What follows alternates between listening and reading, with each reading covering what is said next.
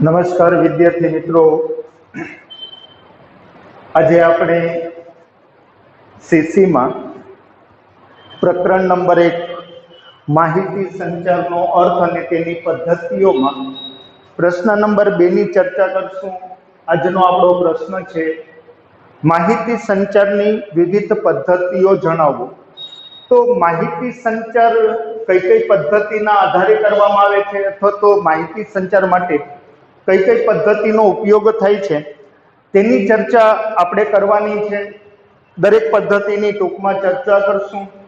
હું તમને આકૃતિ દોરી અને જુદી જુદી પદ્ધતિઓની ચર્ચા કરીશ અને પદ્ધતિમાં કઈ કઈ રીતે માહિતી સંચારનું કાર્ય થઈ શકે તેની આપણે વિગતે ચર્ચા કરશું।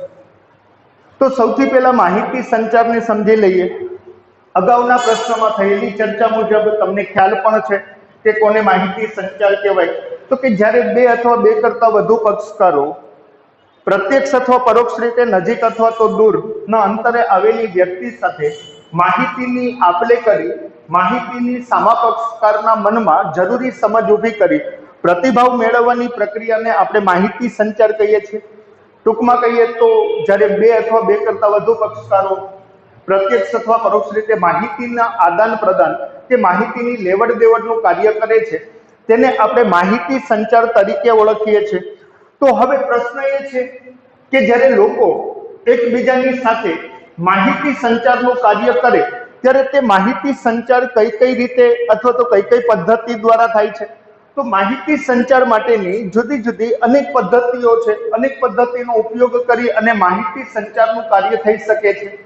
તો હવે માહિતી સંચારની આમ જોવા જઈએ તો મુખ્ય બે પદ્ધતિઓ છે। એક લેખિત માહિતી સંચાર છે, મૌખિક માહિતી સંચાર છે। પરંતુ આપણે એને 6 પદ્ધતિઓની ચર્ચા કરશું કે કઈ કઈ રીતે માહિતી સંચારનું કાર્ય થઈ શકે છે અને દરેકની ટૂંકમાં માહિતી મેળવશું। તો સૌથી પહેલી છે મૌખિક માહિતી સંચાર।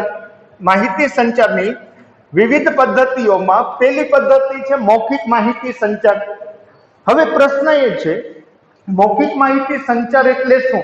તો કે જ્યારે બે પક્ષકારો બોલીને માહિતીની આપ-લે જ્યારે કરે છે ત્યારે તે માહિતી સંચારને મૌખિક માહિતી સંચાર કહેવામાં આવે છે। એટલે કે એક વ્યક્તિ બીજી વ્યક્તિ સાથે જ્યારે વાતચીત કરતી હોય છે ત્યારે આપણે એમ કહીએ કે મૌખિક માહિતી સંચાર, કારણ કે જેમાં લખવાની પ્રક્રિયાનો સમાવેશ નથી થતો। એવું કહેવાય છે કે દુનિયાની સૌથી પ્રાથમિક કોઈ પદ્ધતિ હોય માહિતી સંચારમાં તો એ પ્રાથમિક પદ્ધતિને મૌખિક માહિતી સંચાર કહેવામાં આવે છે। કારણ કે આ પદ્ધતિ છે એ નિરક્ષર લોકો માટે પણ ખૂબ જ ઉપયોગી હોય છે, કારણ કે જે લોકો અક્ષર જ્ઞાન નથી ધરાવતા તેને પણ આ પદ્ધતિ છે ઉપયોગી હોય છે। તો એવું કહેવાય છે કે સૌથી પ્રાથમિક કોઈ પદ્ધતિ હોય માહિતી સંચારની તો એ છે મૌખિક માહિતી સંચાર। તો હવે પ્રશ્ન એ છે કે મૌખિક માહિતી સંચાર કઈ કઈ રીતે થઈ શકે, તો એના ઉદાહરણો હું છે તમારી સામે રજૂ કરીશ। મૌખિક માહિતી સંચાર છે એ વાતચીત દ્વારા, વ્યાખ્યાન દ્વારા, ભાષણ દ્વારા, સંવાદ દ્વારા, ગોષ્ઠી, આવી વિવિધ અનેક પદ્ધતિઓ છે કે જેનો ઉપયોગ કરી અને સામાન્ય રીતે છે એ એકબીજાની સાથે માહિતી સંચારનું કાર્ય થઈ શકે છે। લોકો છે એ વાતચીત દ્વારા પણ માહિતી સંચારનું કાર્ય કરશે, વ્યાખ્યાન એટલે કે ભાષણ આપીને પણ માહિતી મૌખિક માહિતી સંચારનું કાર્ય થઈ શકે છે, સંવાદ, ગોષ્ઠી। તો આ બધી પદ્ધતિઓ છે એ મૌખિક માહિતી સંચારની પદ્ધતિઓ ગણાય છે।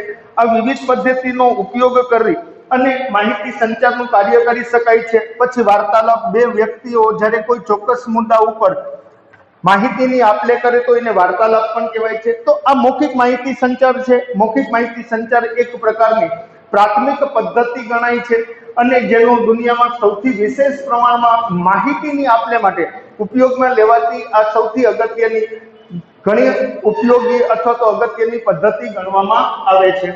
નંબર 2 છે લેખિત માહિતી સંચાર।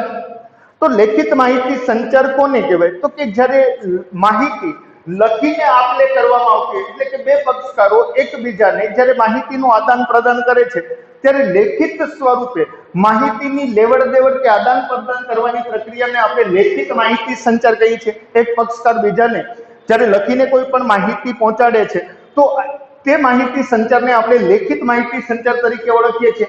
આ લેખિત માહિતી સંચાર કઈ કઈ રીતે થઈ શકે તો એક છે પત્ર વ્યવહાર, એટલે કે પત્ર દ્વારા જ્યારે બે પક્ષકારો માહિતીની આપ-લે કરે છે તો એને પત્ર વ્યવહાર કહીએ છીએ। પછી વર્તમાન પત્ર છે। વર્તમાન પત્રનો અર્થ એ છે છાપું, જેને આપણે અખબાર કહીએ છીએ, ન્યૂઝપેપર। તો કેટલીક માહિતીઓ આપણા સુધી દેશ દુનિયામાં બનતી ઘટનાઓની માહિતી છે આપણા સુધી છે એ દરરોજ જે છાપું આપણા ઘરે આવે છે તેની અંદર જે માહિતી રહેલી છે એ લેખિત સ્વરૂપે હોય છે। તો વર્તમાન પત્ર પણ લેખિત માહિતી સંચારની એક પદ્ધતિ ગણાય છે। પછી સામાયિકો અથવા તો સામાયિક એટલે મેગેઝિન જે આપણા ઘરે આવતા હોય છે, ઘણા છે એ વીકલી હોય છે, ઘણા છે પખવાડિક હોય છે, 15 દિવસે આવે છે, કોઈ મંથલી હોય છે એટલે માસિક હોય છે। તો જુદા જુદા સામાયિકો છે એ ચિત્રલેખા છે, ત્યાર પછી અભિયાન છે, આવા જુદા જુદા સામાયિકો, પછી સફારી છે। તો આવા બધા જુદા જુદા સામાયિકો જેને આપણે મેગેઝિન કહીએ છીએ, જે લેખિત સ્વરૂપે માહિતી સંચારની એક પદ્ધતિ ગણી શકાય। ત્યાર પછી ચોપાનિયા, આ પણ એક લેખિત માહિતી સંચારનું ઉદાહરણ ગણી શકાય।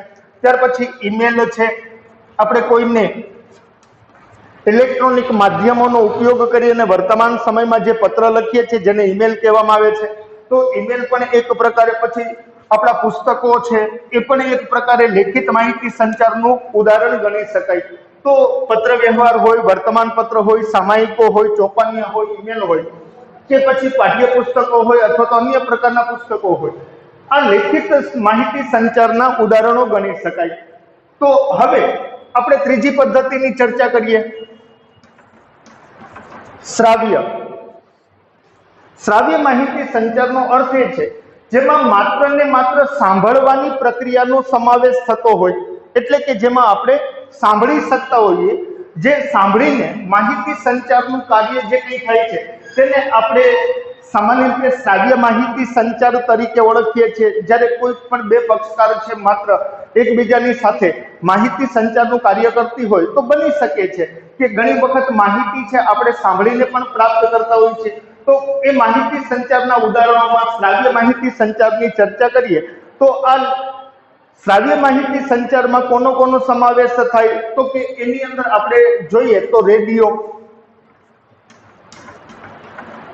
એક શ્રાવ્ય માહિતી સંચાર, કારણ કે રેડિયોની અંદર જે કઈ બાબતો આવે છે એ માત્ર જે સાંભળનાર પક્ષકાર છે એ માહિતીને સાંભળી અને સમજવાનો પ્રયત્ન કરે છે।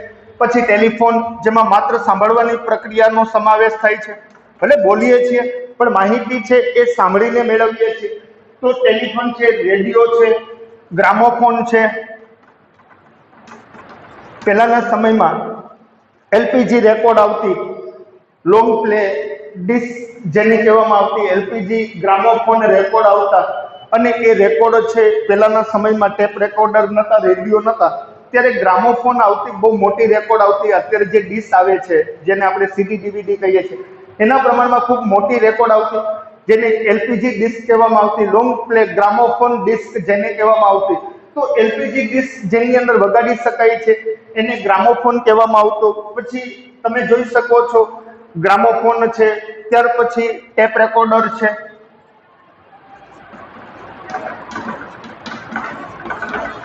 તો ટેપ રેકોર્ડર પણ એક પ્રકારે જેની અંદર કેસેટ, મેગ્નેટિક ટેપ વાળી કેસેટ લગાડી અને આપણે માહિતીને સાંભળી શકીએ છીએ।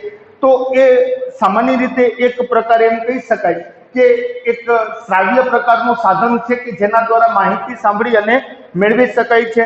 ત્યાર પછી મોબાઈલ, શરૂઆતમાં મોબાઈલનો ઉપયોગ સાંભળવા પૂરતો જ હતો, ભલે અત્યારે આપણે જોઈ પણ શકીએ છીએ, વિડીયો કોલિંગ કરી શકીએ છીએ, પણ મૂળભૂત બાબતો છે જ્યારે વાતચીત કરીએ છીએ તો મોટાભાગે સાંભળીને જ આપણે માહિતીને પ્રયત્ન કરીએ છીએ સાંભળવાનો। પછી આઈપોડ છે કે જે એક પ્રકારે શ્રાવ્ય માહિતી સંચારનું સાધન ગણી શકાય છે। તો આ વિવિધ સાધનો મારફતે આપણે સાંભળીને, એટલે કે શ્રાવ્ય માહિતી સંચારમાં સાંભળીને માહિતીની આપ-લે કરીએ છીએ, તો આ છે શ્રાવ્ય। પછી છે દ્રશ્ય। દ્રશ્ય દ્રશ્ય માહિતી સંચાર કોને કહેવાય? તો કે જે માહિતી સંચારમાં માત્ર જોવાની જ પ્રક્રિયાનો સમાવેશ થતો હોય, એટલે કે જોઈને જ આપણે માહિતી સંચાર છે એ મેળવી શકતા હોય. જુદા જુદા માધ્યમોના દ્વારા આપણે છે એ માત્ર માહિતી જોઈ અને આપણે છે એ માહિતી મેળવી લેતા હોય છે. માહિતીની સમજ છે આપણા મનમાં ઊભી થઈ શકતી હોય. તો એની અંદર આપણે જોઈએ તો આકૃતિ છે, તો આકૃતિ જોઈ અને આપણે માહિતી મેળવી શકીએ છીએ. પછી આલેખ છે, પછી નકશાઓ છે. તો આ બધા એક પ્રકારે દ્રશ્ય માહિતી. પછી પ્રતીકો છે, ચિહ્નો છે, રંગ છે, આ બધા જેમાં માત્ર જોવાની જ ક્રિયાનો સમાવેશ થતો હોય છે. તો જોઈને માહિતી મેળવી શકાતી હોય તો તેવી માહિતી સંચારને દ્રશ્ય માહિતી સંચાર કહેવાય છે. હવે પાંચમી પદ્ધતિની ચર્ચા કરીએ તો દ્રશ્ય શ્રાવ્ય.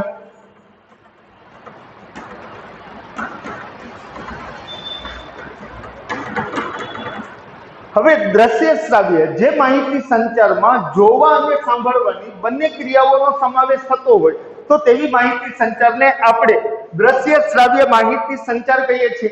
તો એટલે કે આપણે જોયું કે મૌખિકમાં માત્ર બોલવાની પ્રક્રિયા, બોલીને માહિતી સંચારનું કાર્ય થતું હોય, લેખિતમાં લખીને, શ્રાવ્યમાં સાંભળીને, દ્રશ્યમાં જોઈને.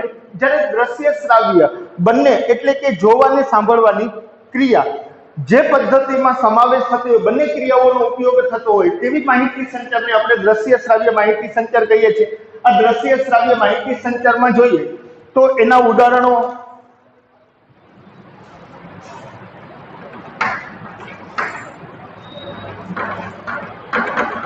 ટેલિવિઝન, જેને આપણે ટીવી કહીએ છીએ, તો ટીવીમાં જોવા અને સાંભળવાની બંને પ્રક્રિયાનો સમાવેશ થાય છે. પછી સિનેમા છે, પછી ડીવીડી છે, digital video versatile disc, digital versatile disc જેને ડીવીડી કહેવામાં આવે છે, પછી વીસીડી છે, વિડિયો કોમ્પેક્ટ ડિસ્ક. તો આ બધા એવા સાધનો છે કે જેમાં જોવા અને સાંભળવાની બંને ક્રિયાનો સમાવેશ થાય છે. તો પછી એની અંદર આપણે અનેક બાબતોનો ઉમેરો કરી શકીએ છીએ, જેમ કે લેપટોપ પણ આ બાબતમાં આવી શકે છે. વીસીડી ની અંદર આપણે સાંભળી શકીએ છીએ, પછી ઓડિયો સીડીમાં માત્ર સાંભળી શકીએ છીએ, જોઈ નથી શકતા. જ્યારે વીસીડી ની અંદર, વિડિયો સીડી ની અંદર આપણે જોવા અને સાંભળવાની બંને પ્રક્રિયાનો સમાવેશ કરી શકીએ છીએ. ત્યાર પછી એક શરૂઆતમાં ડીવીડી આવતી, ત્યાર પછી વીસીઆર પણ હતો,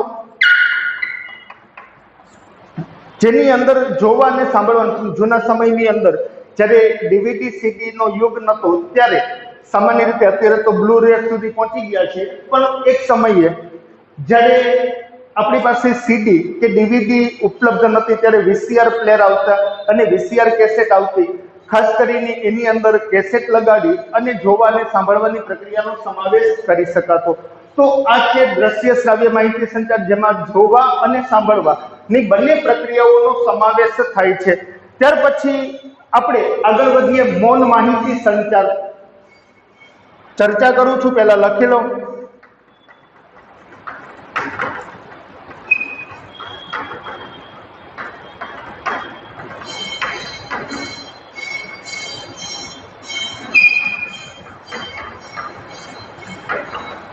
તો મૌન માહિતી સંચાર જેમાં બોલવા કે સાંભળવાની કોઈ ક્રિયાનો સમાવેશ ન થતો હોય તેને આપણે મૌન માહિતી સંચાર કહીએ છીએ. ઘણી વખત આપણે મૌખિક માહિતી સંચાર કરતા હોઈએ છીએ, તો ઘણી વખત એક વચમાં એવો તબક્કો આવે છે કે જેમાં મૌન, વાતાવરણમાં મૌન છવાઈ જતો હોય છે. તો મૂંગા રહીને અથવા તો કોઈ પણ બાબતની મૌખિક સ્વરૂપે રજૂઆત કર્યા વગર પણ વ્યક્તિઓ છે એ પોતાના ચહેરાના હાવભાવ, શરીરના અંગ ઉપાંગોનો ઉપયોગ કરી અને વ્યક્તિ છે એ પોતાની માહિતીને રજૂ કરી શકે છે. જ્યારે કોઈ વ્યક્તિ છે મુખ સહમતિ એટલે મૂંગા રહી અને કોઈ વ્યક્તિ છે પોતાની સહમતિ દર્શાવી શકે છે, જેમ કે કોઈ બાબતની રજૂઆત નથી કરવાની પરંતુ સામા પક્ષકાર છે તમારી મુખ સહમતિ સમજી લેશે કે ભાઈ તમે સહમત છો. કોઈ પ્રશ્ન કરીને કોઈ જવાબ ન આપે અને તમે મૂંગા રહ્યો તો સામેવાળાને સમજાઈ જશે કે ભાઈ તમને જવાબ આવડે છે કે નથી આવડતો. તો મુક્ત સહમતિ પણ હોય છે, મુક્ત અસહમતિ પણ હોય છે. મૂંગા રહીને તમે અસહમત પણ હોઈ શકો છો, કોઈ જવાબ ન આપો. હું 3 વખત પ્રશ્ન કરું પણ છતાં તમારા તરફથી કોઈ જવાબ ન આવે તો હું સમજી જઈશ કે તમને જવાબ આપવા માટે સહમત નથી. ઈશારાઓ, હાવભાવ દ્વારા વ્યક્તિ છે ઈશારાઓ દ્વારા છે એ પોતાની માહિતીને રજૂ કરી શકે છે. તો આ વિવિધ પ્રકારની માહિતીઓ જે કંઈ આપણે ચર્ચા કરીએ છીએ, આ વિવિધ પ્રકારની માહિતી સંચારની પદ્ધતિઓ છે. આ જુદી જુદી જરૂરિયાત મુજબ દરેક પક્ષકાર છે એ પદ્ધતિનો ઉપયોગ કરી અને માહિતી સંચાર કરે છે. ફરીથી કહું છું, મુખ્ય તો 2 જ માહિતી સંચાર છે, મૌખિક અને લેખિત. છતાં પણ વિવિધ પદ્ધતિઓનો ઉપયોગ છે એ કરી શકાય છે અને જરૂરિયાત મુજબ દરેક પક્ષકારો છે આ પદ્ધતિનો ઉપયોગ કરતા હોય છે. તો હવે નવા વિડીયોમાં આપણે નવા પ્રશ્નની શરૂઆત કરશું. અહીં સુધી રાખીએ છીએ.